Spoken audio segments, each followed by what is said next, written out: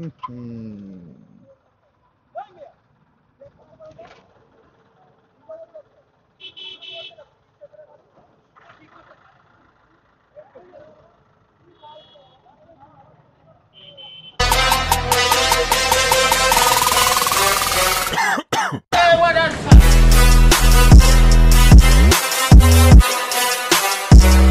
আসসালামু আলাইকুম guys, ride with night ফিউরিতে আরো একটি নতুন ব্লগে আপনাদের সবাইকে স্বাগতম।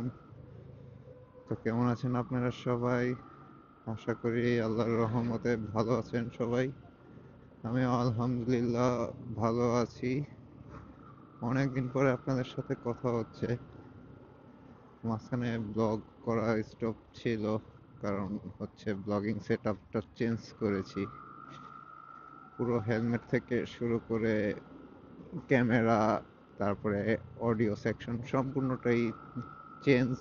তখন এই চেঞ্জের কারণে অনেকদিন ব্লগটা অফ রাখতে হয়েছে, কারণ একটা ভালো চেঞ্জেস আনছি।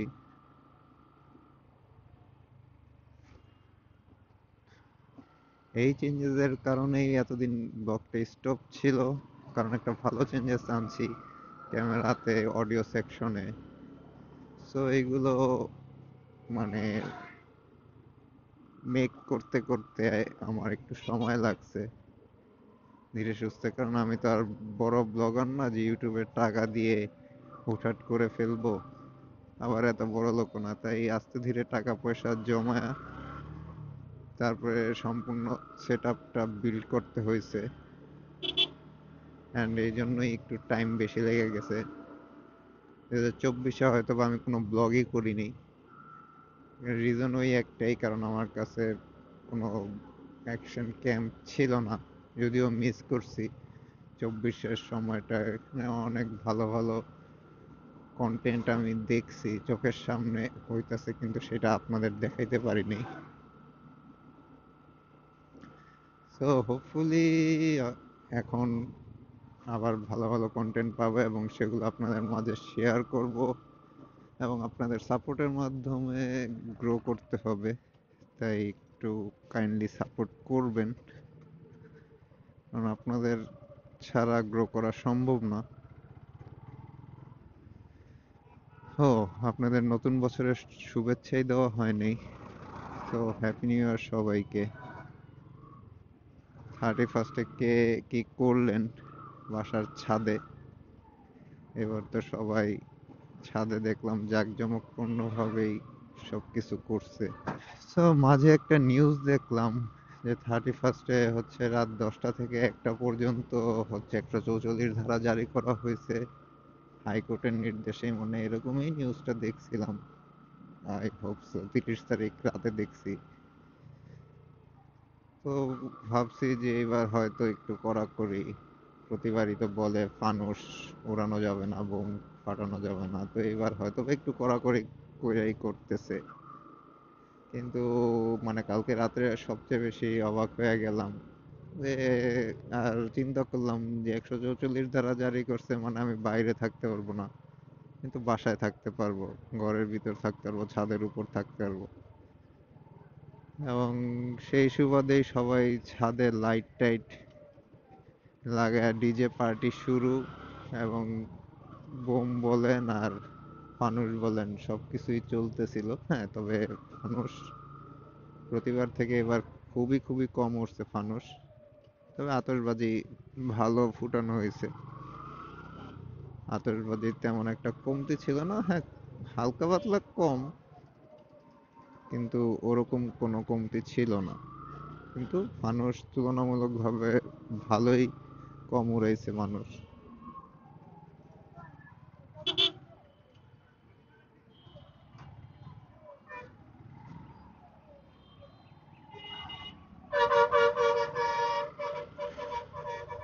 ওদের দেখলে মাঝে মাঝে মনে হয় যে আমি রঙে ঢুকতেছি, ওরাই সঠিক পথে আছে।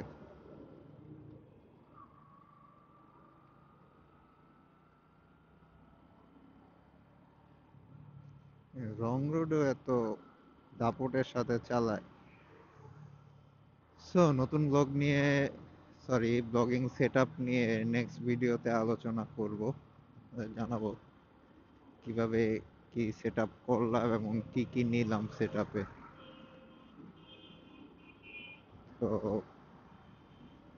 এই ভিডিওতে হচ্ছে নতুন বছরের শুভেচ্ছা এবং অনেকদিন পরে আসছি, সেই ওয়েলকাম ভাইব। আপনাদের সাথে নর্মাল টুকটাকে কিছু কথা বলি। নেক্সট ভিডিওতে ইনশাল্লাহ আপনাদের সবাইকে আমার ব্লগিং সেটআপটা নিয়ে আলোচনা করব, জানিয়ে দিব সবাইকে যে কি সেটআপ নিলাম এবং কিভাবে কি বিল্ড করলাম।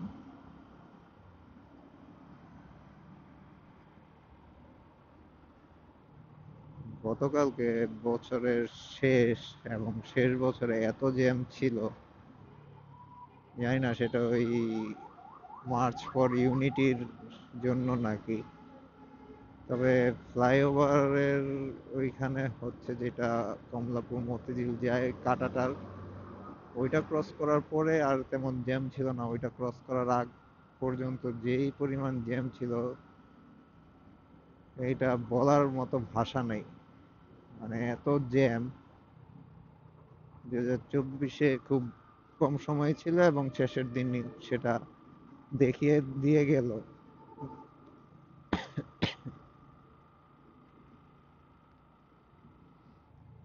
এই যে দেখেন ওদের,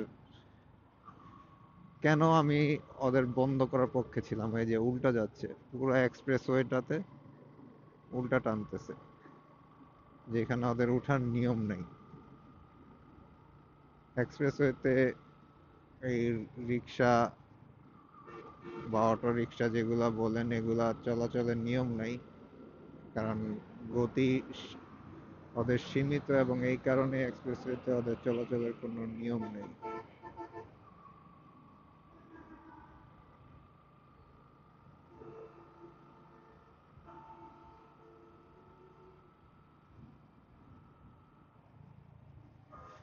কিন্তু ওরা এই সীমিত গতি নিয়ে এরকম পাল্লা দিয়ে গাড়ি চালাবে, আপনার সাথে রেস খেলা শুরু করবে রীতিমতো তারা। ওদের বাস বলেন, সিএনজি বলেন, তারপরে গাড়ি বলেন, সবগুলোর সাথে ওরা মোটামুটি পাল্লা দিয়ে টানাটানি করে, কাউকে সাইড দিবে না, এইরকম একটা মনোভাব নিয়ে থাকে সব সময়। না, কিছু মানুষ আছে ভালো, সেগুলা আসলে সংখ্যা খুব কম। পুলিশ কারে ধরার জন্য এভাবে আসছে,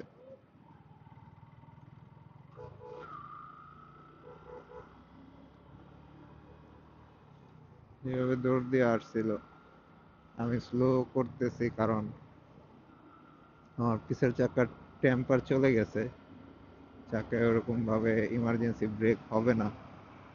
আগে থেকেই ব্রেক করার ট্রাই করতেছিলাম, যে যদি আমাকে সিগন্যাল দেয় তাহলে দাঁড়াবো, আর আগে থেকে ব্রেক না করলে পরে দেখবো তাকে উড়ায় নিয়ে চলে গেছি।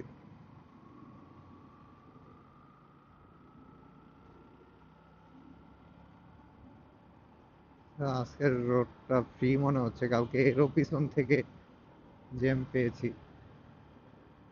1 তারিখ সবাই 31-এ পার্টি করে মনে হয় ঘুমাচ্ছে, এই জন্য রোডটা একটু ফ্রি।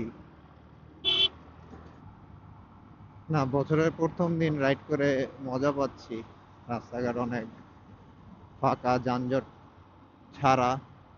আসলে যানজট না থাকলে রাইড করে অনেক মজা পাওয়া যায় ঢাকা সিটির মধ্যে। এই জায়গা থেকে অন্য জায়গায় মুভ করতেও ইজি হয়।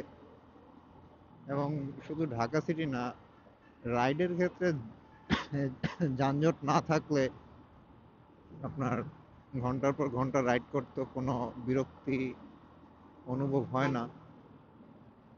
বিরক্তিটা আসে জ্যামের কারণেই।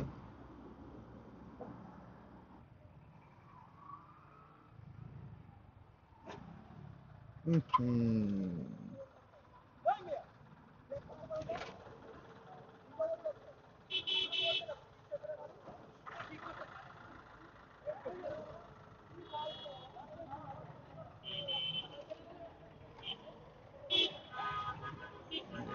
জ্যাম।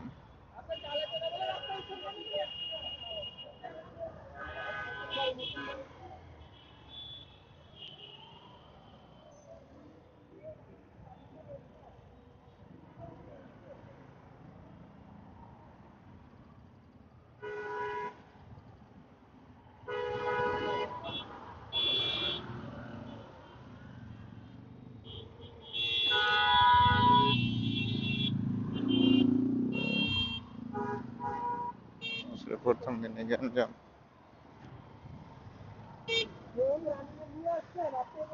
ভাই এই জায়গা তো একদম স্লো গাড়ি যাইতাছে, মানে এই জায়গায় তো অনেক স্লো স্লো গাড়িটা যাইতাছে, এটা তো লাগার কথা না ভাই।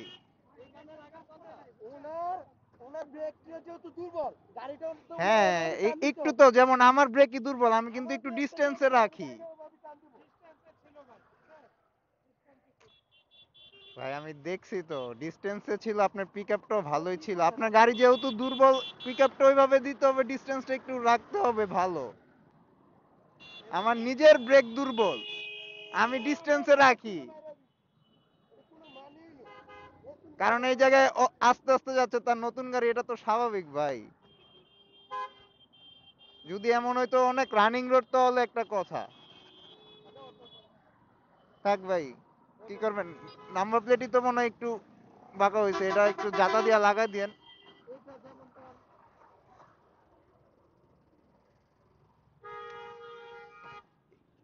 একটু ভাই সাবধানে, কারণ একটা বড় দুর্ঘটনা ঘটে যেতে পারে ভাই। এগুলা আসলে চলে না, একটু ডিস্টেন্স থাকেন, একটু ডিস্টেন্স থাকেন, সমস্যা নাই তো।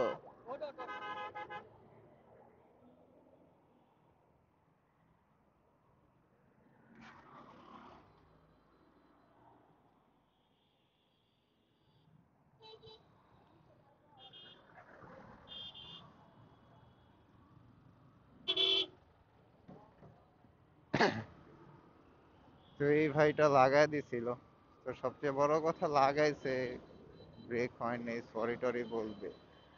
সে বলতেছে আমি কি ইচ্ছা করে লাগাইছি, এবং তাদের হচ্ছে গিয়া একটু চেইতে গেছিল তারা, আসলে চেতাটাই স্বাভাবিক, নতুন গাড়ি এইভাবে দাঁড়ানো অবস্থায় কেউ মাইরা দিলে তো চেতাটা স্বাভাবিক। সো অফিসের কাছাকাছি আইসা পড়ছি। আল্লাহ হাফেজ, দেখা হবে নেক্সট অন্য কোনো ব্লগে। বছরের শুরুই দেখা হইলো একটা ছোটখাটো অ্যাক্সিডেন্ট দিয়ে। আল্লাহ সবাইকে ভালো রাখুক, সুস্থ রাখুক। আল্লাহ হাফেজ।